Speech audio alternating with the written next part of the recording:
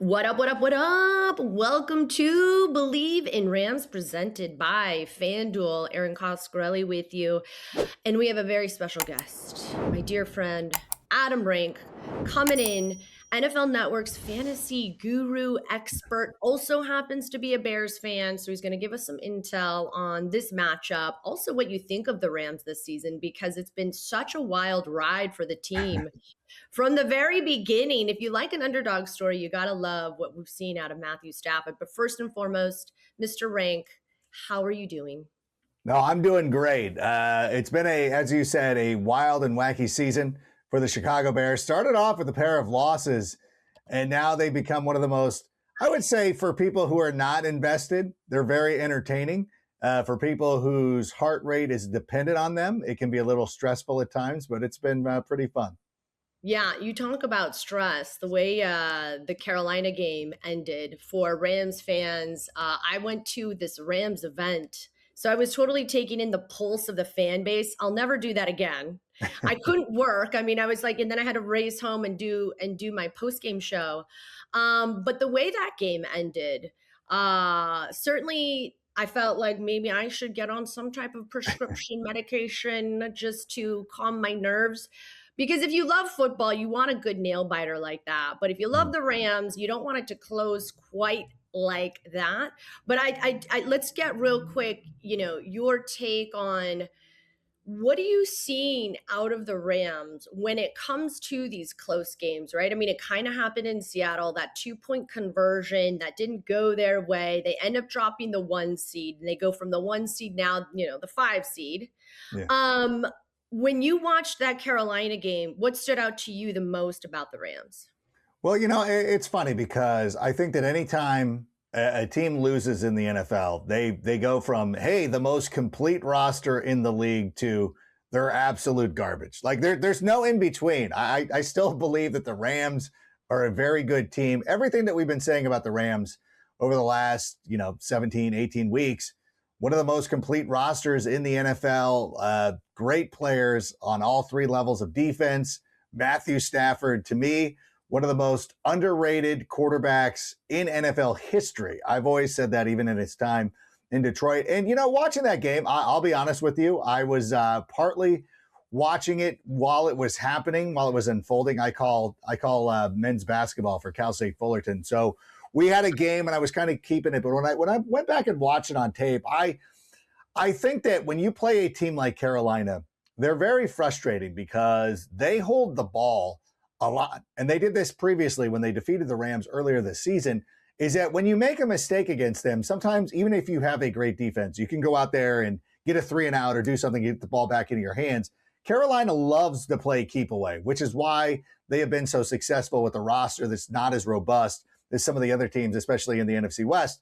So I look at it and I'm like, the Rams did what they needed to do. Like, you're on the road in the playoffs. I don't care if a team is below 500 or not.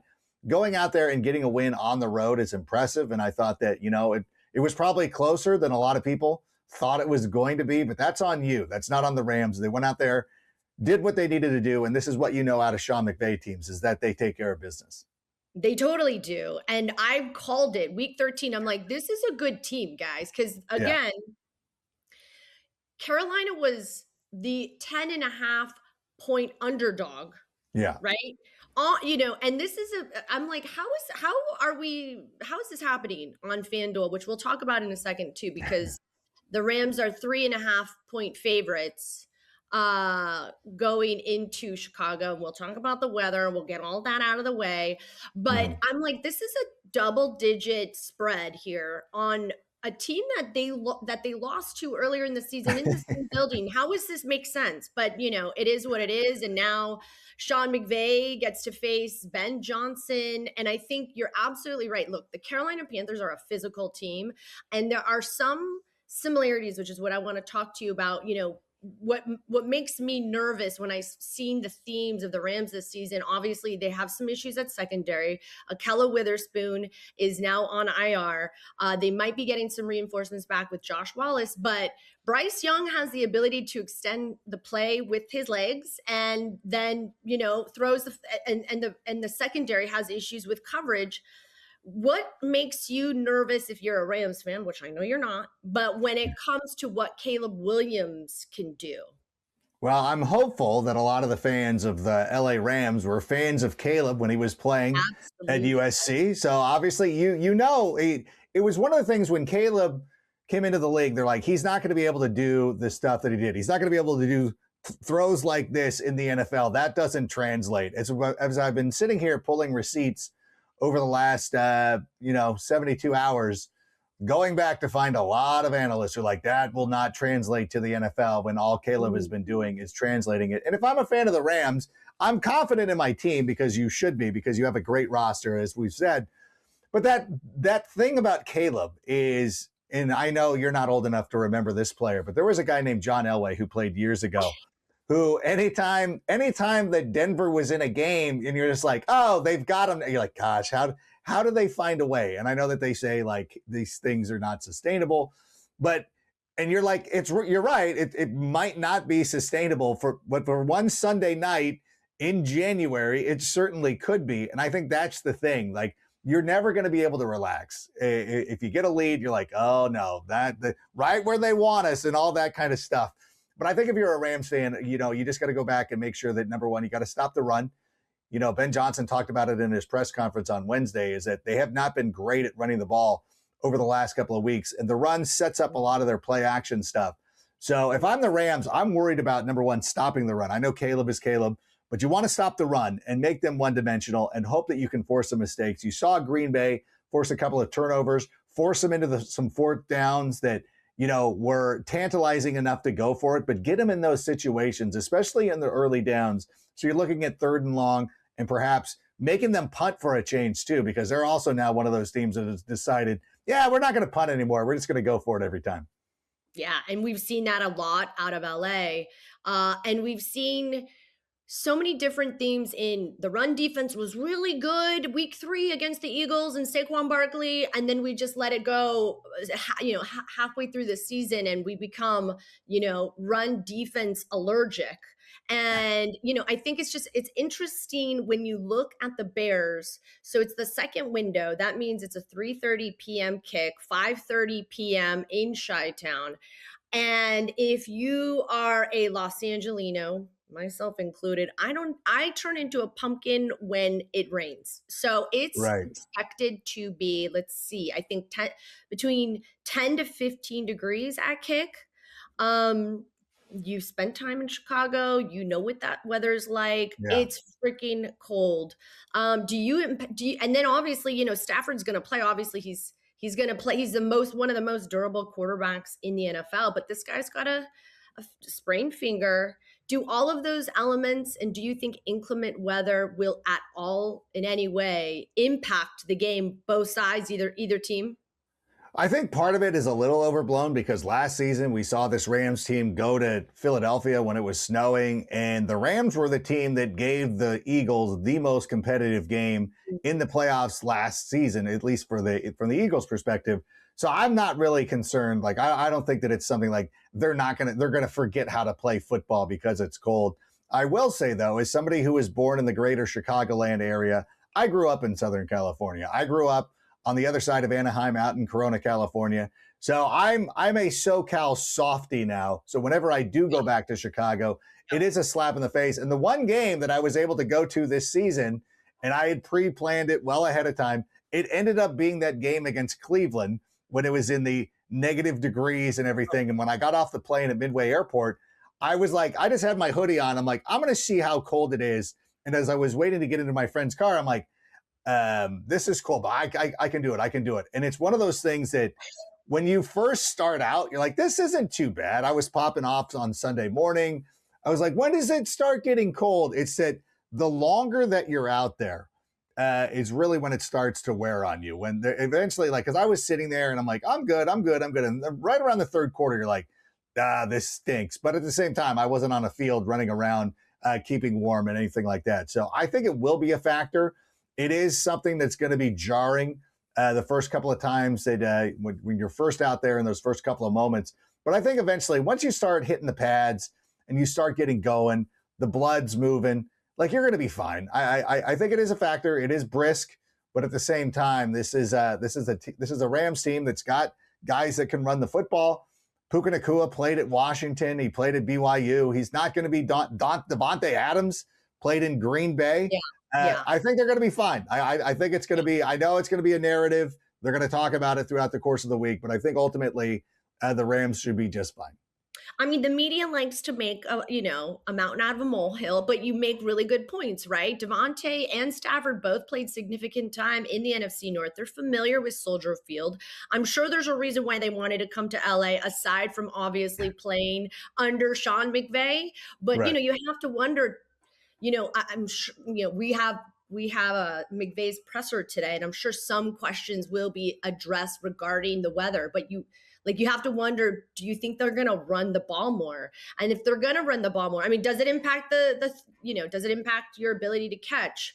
The weather is a factor. That's why some teams play better in it. And you mentioned the Eagles, but even McVay and Stafford and Jared Verse mentioned the Jets game was even worse. It wasn't snowing. It didn't look bad, but the temperatures were bitterly cold.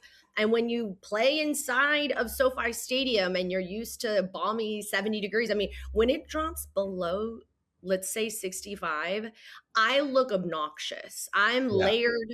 I've got the beanies on. And, you just have to wonder if they do plan to run the ball.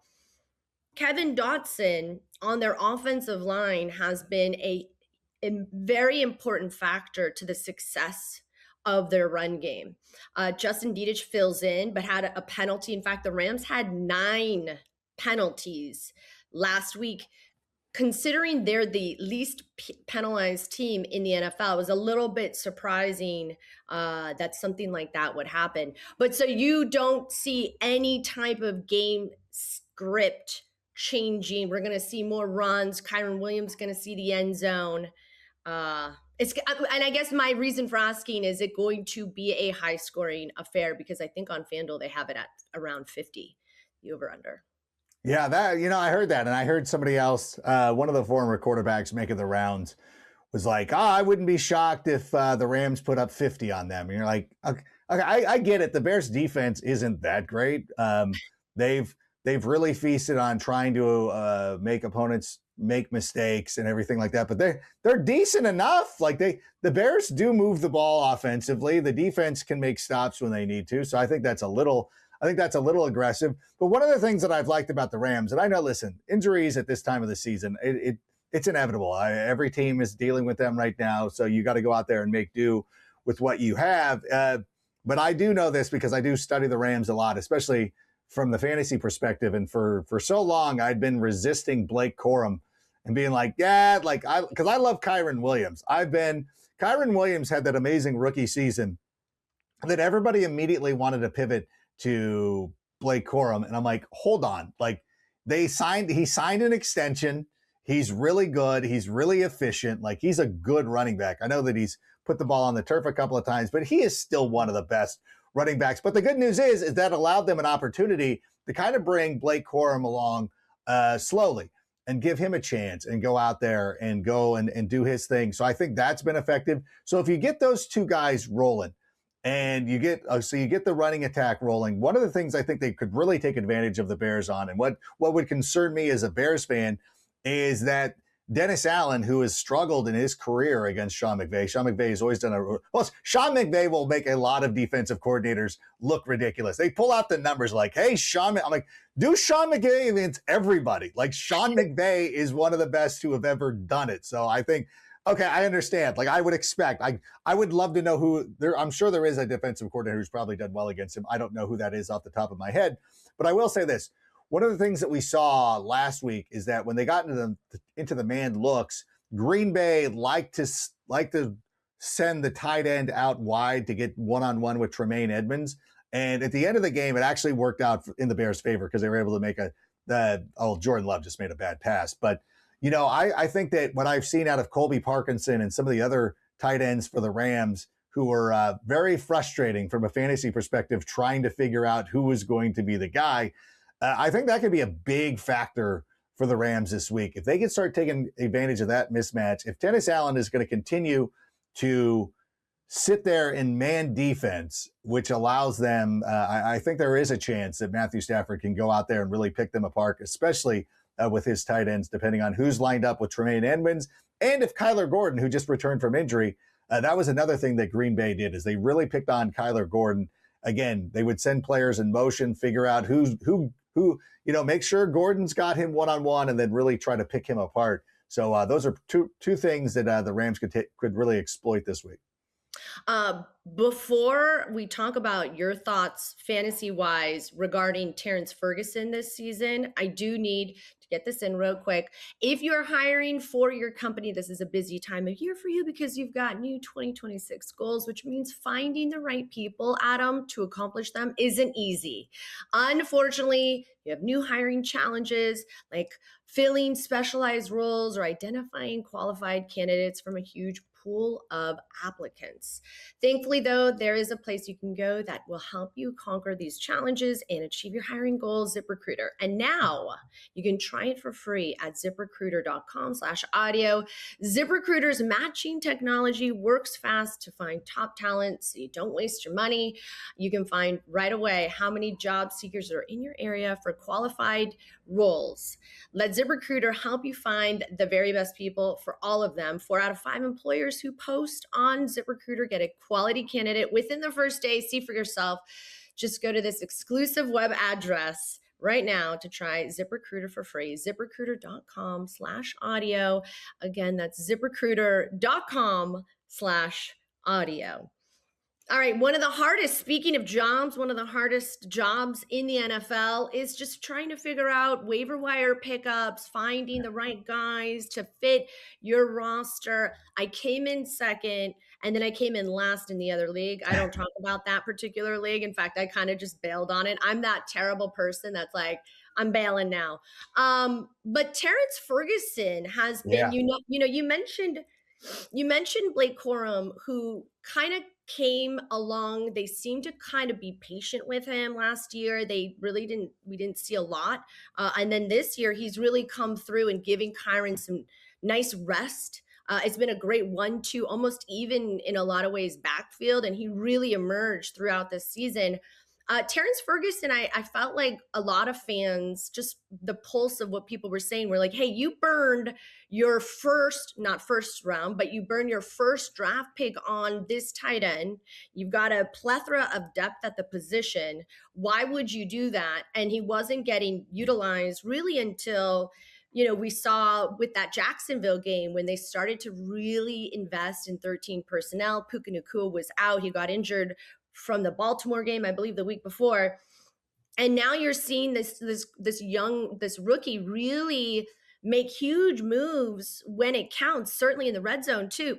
What have you seen out of Terrence Ferguson? Is he going to be like a really like formidable tight end, not just in the NFL, but for our fantasy rosters as well? I really liked him. And I think it was the, forgive me if I get this incorrect, it was the Seattle game where I was all in on Colby Parkinson, and Parkinson did get a number of targets. He dropped a few and they misconnected. Colby Parkinson did not have a great game, but Fergie did. And it was frustrating from a fantasy perspective, but you also watch him, you're like, oh, this is a good player, and I really like the Rams approach. And I think it really shows how important the tight end position has become over the last couple of years, where teams are going to be wanting to run multiple tight end sets. I think back to the Patriots heyday where they had Gronk and they had some other tight ends out there who would go out there and they would run a lot of 12 personnel. The Rams do that with great effectiveness. As you mentioned, 13 personnel. The Chicago Bears kind of mirror a very similar thing. The Bears were also roasted after the draft for taking Colston Loveland, and people being like, why would you spend this draft capital on Colston Loveland when you already have Cole Kmet? Like, it's very similar. It's funny that you brought that up because, same conversations were happening in Chicago as well. And as we saw in the game against Green Bay, where he had, 150 yards or whatever it was, how important that second tight end can be. And the Bears also put Dylan Smythe or Jonathan Smythe out there to go out there and run some 13 personnel on their own. So these are two teams that really understand what it takes to use play action, to use those tight ends who can be effective out of the backfield. The problem is that I will trust Colston Loveland from a fantasy perspective more moving forward. Fergie and Parkinson are going to be streamable guys for me. I mean, honestly, I think they're both great. But again, if you have Puka Nacua, you have Devontae Adams, you have a great running attack. And the Rams and the Bears are very similar. And like sometimes it's very hard to pinpoint who it's going to be outside of Puka Nacua, who is an automatic guy each and every time, but trying to figure that out. And for Devontae Adams, it was all about like, actually, the thing is like having so much Kyren Williams, like how frustrating it was to watch. Like I almost wanted to put Devontae Adams on That Helps No One, even though I knew he was helping people, but you're like, Sean, you're really killing me. He used to be like Sean and Bill Belichick were the two coaches over the years who always ran inside the 5-yard line, which made them a little bit more dependable. But then throwing in that Devontae Adams wrinkle this year, I'm like, dude, Sean, you're killing me. I mean, what's crazy too is Devontae Adams is on this already diversified offense. They started working in 13 personnel. And I thought actually you were going to say with regards to why you wouldn't pick up Terrence or lock him in is because there is so much depth at the tight end position for the Rams. Obviously, Higbee's, might not be there next year, but they have such a deep well of talent at that position. It'll be interesting to see how Terrence emerges and kind of continues to develop in that offense, because that was one of the things that Sean McVay was invested in. He really wanted a really good tight end, and to see it sort of do so well and then open up the run game, help in pass blocking. And then you have guys like Devontae Adams. You're like, oh my God, my head is going to offensive explosion. Yeah. And it's been really cool because you've seen Devontae, who was not available. I think he got injured in the Lions game, show up in a way that, he even made a comment during one of the pressers that when Stafford retires, he's going to retire. So it's really cool to see, even when he's not in the lineup, how much he's impacted a Puka Nacua and the rest of the young guys. Because the interesting thing about the Rams this season, Adam, is it's such a unique infusion of future mixed with veteran, right? You've got Stafford, you've got Devontae, but they're also in a rebuilding. What's the future going to look like? So it's been really cool to be able to cover the Rams this season with like the unique storylines and the unique access and just what they've been doing even off the field. Okay, last, as we're looking to wrap up, for the Bears, we got to put a button on this, because I think that's why people are tuning in, is they kind of want to get your perspective on the Bears. And what are two things you think have to go right for each team, or wrong, that you see could play out? Because you're talking about the fact that Ben Johnson wants to run more and hasn't been able to. Where do you think that the Rams or the Bears could beat the Rams? Yeah, I would like the Bears to kind of take a page from the Carolina Panthers a couple of weeks ago when they did win that game, where they just shorten it up and they're playing keep away. And honestly, it would be very similar to the way that the Bears beat the Philadelphia Eagles on Black Friday, where they just ran the ball and they ran it effectively. And, Ben Johnson gets a little impatient at times. And in that third quarter, probably went to the well a little bit too much throwing the football when he didn't need to, because they were doing so effective.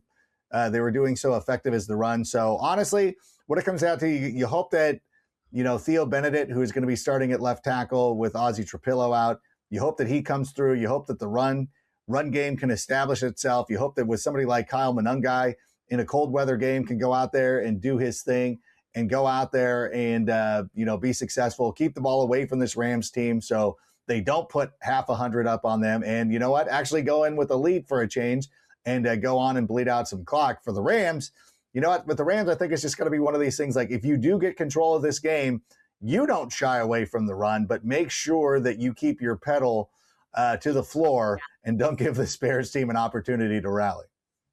Otherwise, we're going to need sponsorship by some type of, sedatives. Let's be honest. Let's call it what it is. Because, what's interesting too is Caleb Williams is so clutch in the fourth quarter as well. I mean, these are two incredibly talented, dominant quarterbacks when under pressure. And I think that's one of my favorite storylines heading into this into this game is my affiliation with Caleb Williams being a Trojan and what he's overcome and just getting drafted last season, and now he's united with Ben Johnson and one of Sean McVay's good friends. And now going up against Matt LaFleur's little brother in the offensive coordinator and Mike LaFleur for the Rams. I mean, you can't make it up. You just can't make it up. But Adam Rank, you are such a gem. I know how busy you are right now. Thank you for making the time. We really appreciate it. And we'll see how things play out. 3:30 p.m. Pacific time is what time the Rams-Bears kick at Soldier Field. You can check it out on NBC and Peacock. But that is a wrap for us. Believe in Rams, presented by FanDuel. I'm Erin Coscarelli. Thanks, guys.